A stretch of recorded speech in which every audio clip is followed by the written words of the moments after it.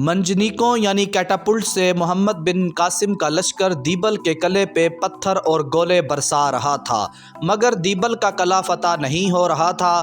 محمد بن قاسم کو حجاج بن یوسف نے جو کیٹاپلٹس دی تھیں ان میں سے ایک منجنیق یعنی کیٹاپلٹ کا نام عروس تھا، جو بہت زیادہ ایڈوانسڈ تھی، جس سے پتھر یا گولا بہت دور تک پھینکا جا سکتا تھا، مگر اس کو چلانے کے لیے کسی ماہر شخص کی ضرورت تھی۔ وہ ماہر شخص کون تھا؟ قلعہ کیسے فتح ہوا؟ راجہ دہر کو کیسے شکست ہوئی؟ اور سندھ کے موجودہ شہر حیدرآباد اور سہون شریف کیسے فتح ہوئے؟ آج کی اس ڈاکیومنٹری ویڈیو میں ہم پوری دیانتداری کے ساتھ یہی سب آپ سے بیان کریں گے۔ دوستو، پروفیسر محمد اسلم اپنی کتاب محمد بن قاسم اور اس کے جانشین میں لکھتے ہیں کہ جب اسلامی فوج دیبل کے قلعے پہ پے در پے پتھر برسا رہی تھی، اسی دوران قلعے سے ایک برہمن شخص چھپ چھپا کے باہر آیا اور محمد بن قاسم سے اس نے ملاقات کی۔ ملاقات میں اس نے سب سے پہلے اپنی جان کی امان مانگی۔ محمد بن قاسم نے امان دے دی۔ اس برہمن شخص نے محمد بن قاسم سے کہا کہ میرے پاس کچھ نجوم کی کتابیں ہیں جن میں یہ لکھا ہے کہ سندھ مسلمانوں کے ہاتھوں فتح ہوگا۔ اس نے بتایا کہ دیبل کے لوگوں کا ایمان یا یقین ہے کہ جب تک دیبل شہر کا مندر اور اس پہ لگا پرچم سلامت ہے تب تک ہم محفوظ ہیں، ہمیں کوئی بھی فتح نہیں کر سکتا۔ سو تم کوشش کرو کہ مندر پہ لگے پرچم اور گنبد پہ نشانہ لگاؤ۔ جب دیبل کے لوگ مندر کو ٹوٹتا اور پرچم کو گرتا ہوا دیکھیں گے تو ان لوگوں کا ایمان ختم ہو جائے گا اور یہ لوگ کمزور پڑ جائیں گے، پھر تم آسانی سے یہ شہر فتح کر لو گے۔ اس برہمن شخص کے کہنے پہ محمد بن قاسم نے منجنیق چلانے کے ماہر شخص کو بلایا، جس کا نام جعونہ بن عتبہ اسلمی تھا، اور کہا کہ اگر تم اس مندر پہ لگے پرچم اور گنبد پہ نشانہ لگا کے گرا دو تو میں تم کو 10,000 درہم انعام میں دوں گا۔ محمد بن قاسم کی بات سن کے جعونہ نے بڑے اعتماد کے ساتھ کہا کہ میں یہ گنبد اور پرچم 3 پتھروں میں گرا دوں گا، لیکن میں اس کے لیے عروس کا استعمال کروں گا، اور اگر میں نہ گرا سکا تو آپ میرے ہاتھ کٹوا دیجئے گا۔ محمد بن قاسم نے اس کی شرط کے متعلق حجاج بن یوسف کو خط لکھا اور سارا معاملہ حجاج کو بتایا۔ جواب میں حجاج کا خط محمد بن قاسم کو 9ویں روز موصول ہوا، جس میں حجاج نے جعونہ کی شرط قبول کرنے کا حکم جاری کیا۔ خط ملتے ہی محمد بن قاسم نے جعونہ کو بلایا اور اسے عروس منجنیق کے سامنے کھڑا کر دیا۔ جعونہ نے منجنیق کو ایک اونچی جگہ پہ سیٹ کیا اور تاک کے ایک زبردست نشانہ لگایا، جس سے مندر کا گنبد اور پرچم دونوں ٹوٹ کے زمین پہ آ گرے۔ پرچم اور گنبد کو ٹوٹتا دیکھ کے دیبل شہر کے لوگوں کا حوصلہ بھی ٹوٹ گیا اور ساتھ ہی محمد بن قاسم نے عام حملے کا اعلان کر دیا۔ اب اسلامی فوج قلعے کی طرف گھوڑوں، اونٹوں اور پیادہ سرپٹ دوڑنے لگی۔ اسلامی فوج کے کچھ لوگوں نے قلعے کی دیوار پہ چڑھ کے شہر کے اندر چھلانگیں لگا دیں اور لڑتے بھڑتے ہوئے انہوں نے قلعے کا دروازہ کھول دیا۔ اب اسلامی فوج قلعے میں داخل ہو گئی اور دیبل شہر کے سپاہیوں کو قتل کر دیا گیا، اور اس طرح سندھ کا باقاعدہ پہلا شہر دیبل محمد بن قاسم نے فتح کر لیا۔ دیبل کی جیل میں قید مسلمان عورتوں اور مردوں کو رہا کیا اور دیبل شہر کے عین درمیان میں ایک مسجد بنائی اور 4,000 مسلمانوں کے ساتھ یہ شہر آباد کیا، یا آپ یوں کہہ لیں کہ سندھ میں یہ پہلا مسلم شہر آباد ہوا۔ ادھر جب راجہ دہر کو دیبل شہر کے فتح ہونے کی خبر ملی تو اس نے نیرون شہر موجودہ حیدرآباد کے راجہ جے سنگھ کو حکم دیا کہ وہ فوراً برہمن آباد موجودہ سندھ کا شہر منصورہ پہنچے اور اسلامی لشکر کو آگے بڑھنے سے روکے۔ دیبل سے محمد بن قاسم نیرون یعنی حیدرآباد کی طرف نکل چکا تھا اور منجنیقیں سندھ دریا سے نکلنے والی ایک نہر یا ندی ساکرا کے راستے سے حیدرآباد روانہ کیں۔ جب محمد بن قاسم دیبل سے حیدرآباد جا رہا تھا تو اسے راستے میں راجہ دہر کا ایک خط ملا، جس میں راجہ دہر نے صاف صاف لفظوں میں محمد بن قاسم کو دھمکی لگائی۔ راجہ دہر نے اسے اس سے پہلے آنے والے اسلامی کمانڈر بدیل کے بارے میں لکھا کہ تمہیں بدیل کا انجام یاد ہے اور تم بھی میرے ہاتھیوں سے نہیں بچ سکتے۔ محمد بن قاسم نے جواب میں لکھا کہ تم نے جہازوں کو لوٹا اور مسلمانوں کو قید کیا، میں تمہیں تمہارے جرم کی سزا دینے آیا ہوں۔ جب محمد بن قاسم نیرون پہنچا تو اس نے نیرون کے قلعے دار کو ایک پیغام بھیجا کہ دیبل شہر فتح ہونے کی وجہ سے میرا غصہ اب ختم ہو گیا ہے، اگر تم لوگ میری اطاعت کر لو گے تو میں تم سے جنگ نہیں کروں گا۔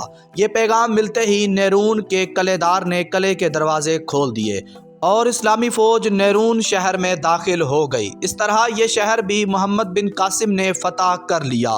جب دیبل اور نیرون شہر کے فتح ہونے کی خبریں سندھ میں پھیلنے لگیں تو سندھ کے سردار وڈیرے خود ہی آ کے محمد بن قاسم کی اطاعت قبول کرنے لگے اور اسلامی فوج کا ساتھ دینے لگے، کیونکہ اب سندھ کے سرداروں کو یقین ہو گیا تھا کہ عرب اب پورے ہندوستان کو فتح کر لیں گے، سو وہ پہلے ہی اپنی جانیں بچانے کی خاطر اسلامی فوج سے جڑنے لگے تھے۔ مختلف ہسٹورینز کا کہنا ہے کہ اس وقت سندھ میں آباد بدھ مت مذہب کے لوگ راجہ داہر کو پسند نہیں کرتے تھے، کیونکہ راجہ داہر نے سندھ کی حکومت بدھ مت مذہب کے لوگوں سے چھینی تھی۔ راجہ داہر کے اپنے ہم مذہب ہندو بھی اس سے پسند نہیں کرتے تھے۔ اس کی وجہ یہ ہے کہ راجہ داہر ہندو مذہب کی روایت کے مطابق شودر یعنی نچلی کاسٹ کے لوگوں کو کوئی رائٹس نہیں دیتا تھا، اور دوسری وجہ یہ بیان کی جاتی ہے کہ راجہ داہر نے راج گدی یا حکمرانی کی خاطر اپنی بہن سے شادی کی تھی، جس کو ہندو مذہب کے لوگوں نے بالکل پسند نہیں کیا تھا۔ بہن سے شادی کرنے کی وجہ ہسٹورینز لکھتے ہیں کہ ایک نجومی نے راجہ داہر کو بتایا کہ اس کی بہن بہت خوش نصیب ہے، جس سے اس کی شادی ہوگی وہ شخص راجہ بنے گا اور وہ سندھ پہ راج کرے گا۔ یہ بات سن کے راجہ داہر نے سندھ پہ راج کرنے کی لالچ میں خود ہی اپنی بہن سے شادی کر لی، جس وجہ سے ہندو مذہب کے لوگ راجہ داہر سے ناراض ہو گئے۔ اسی وجہ سے راجہ داہر کی سلطنت کے لوگوں نے بھی بڑھ چڑھ کے محمد بن قاسم کا ساتھ دیا۔ نیرون فتح کرنے کے بعد اب محمد بن قاسم سیستان موجودہ سہون شریف شہر کی طرف بڑھا۔ سیستان میں اس وقت راجہ داہر کا بھتیجا بجے رائے گورنر تھا۔ سیستان شہر میں زیادہ تر بدھ مت مذہب کے لوگ آباد تھے، جبکہ بجے رائے خود ہندو تھا۔ پروفیسر اسلم اپنی کتاب میں لکھتے ہیں کہ سیستان کے بدھ مت جنگ کے لیے بالکل تیار نہیں تھے۔ انہوں نے بجے رائے سے کہا کہ ہمارے مذہب میں جنگ منع ہے، لیکن بجے رائے نے ان کی بات نہ مانی اور جنگ کے لیے اڑا رہا۔ محمد بن قاسم کا لشکر جب سیستان کے قلعے کے باہر آ کے رکا تو رات کے وقت بجے رائے سیستان سے بھاگ گیا، جس کے بعد محمد بن قاسم نے سیستان یعنی سہون شریف بھی فتح کر لیا۔ اسی دوران محمد بن قاسم کو حجاج کا خط ملتا ہے، جس میں حجاج حکم دیتا ہے کہ تم ادھر ادھر کی چھوٹی چھوٹی لڑائیاں فتوحات پہ وقت ضائع نہ کرو، فوراً نیرون واپس جاؤ اور راجہ داہر سے جنگ کی تیاری کرو۔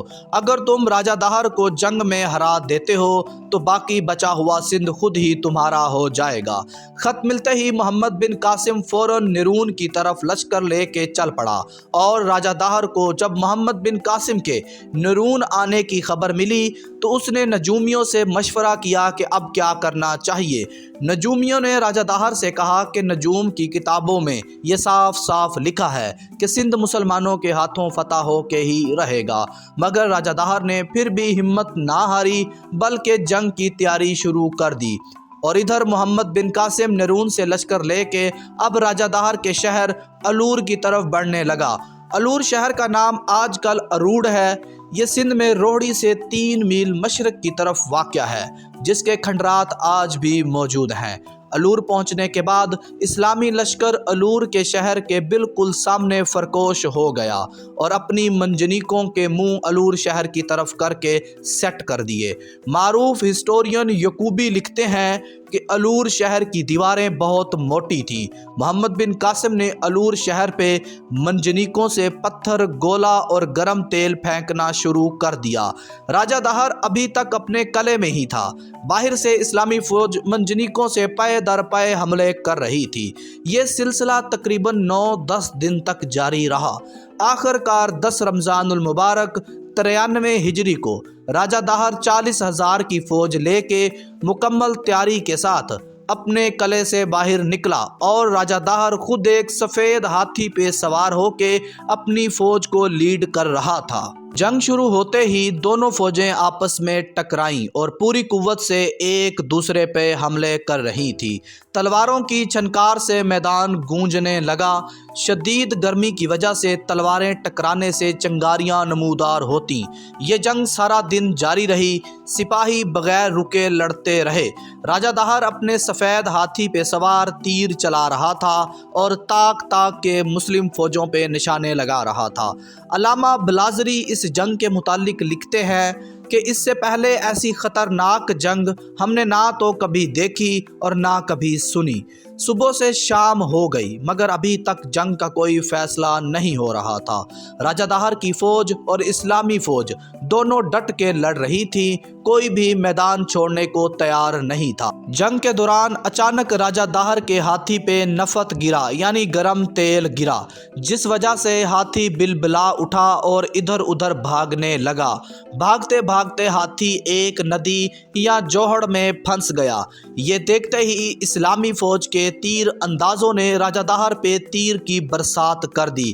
اتفاق سے ایک تیر راجہ داہر کے سینے میں پیوست ہو گیا، مگر پھر بھی وہ لڑنے کے لیے ہاتھی سے اتر کے میدان میں آ گیا۔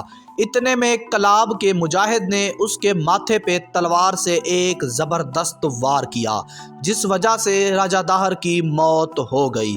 راجہ داہر کے مرتے ہی کچھ برہمنوں نے اس کی لاش وہیں جنگ کے میدان میں کیچڑ میں چھپا دی تاکہ الور شہر کے لوگ اور فوج کے حوصلے ختم نہ ہوں۔ اسی دوران ایک برہمن محمد بن قاسم کے پاس آیا اور اس نے بتایا کہ راجہ داہر مارا گیا ہے۔ اس نے راجہ داہر کی لاش کیچڑ سے نکال کے محمد بن قاسم کو دکھائی۔ اسلامی فوج کے ایک سپاہی نے راجہ داہر کا سر کاٹ کے محمد بن قاسم کو پیش کیا۔ راجہ داہر کا سر دیکھتے ہی مسلمان فوج بہت خوش ہوئی اور ساری رات نفل نماز پڑھتی رہی۔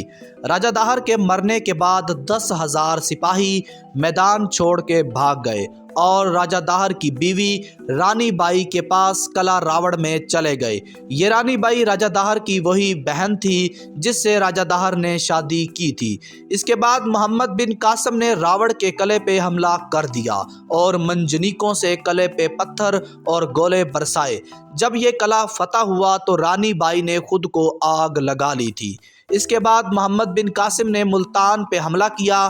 ملتان کے لوگوں نے محمد بن قاسم کا بہت ڈٹ کر مقابلہ کیا، مگر محمد بن قاسم نے ملتان شہر کو جانے والا پانی بند کر کے ملتان کو بھی فتح کر لیا تھا۔ اس طرح اب پورا سندھ اموی سلطنت کا حصہ بن گیا اور محمد بن قاسم سندھ کا گورنر بن گیا۔ سندھ میں محمد بن قاسم کی بہت شہرت ہوئی۔ سندھی لوگ محمد بن قاسم کو بقول ڈاکٹر محمد اسرار احمد بھگوان کا اوتار ماننے لگے تھے۔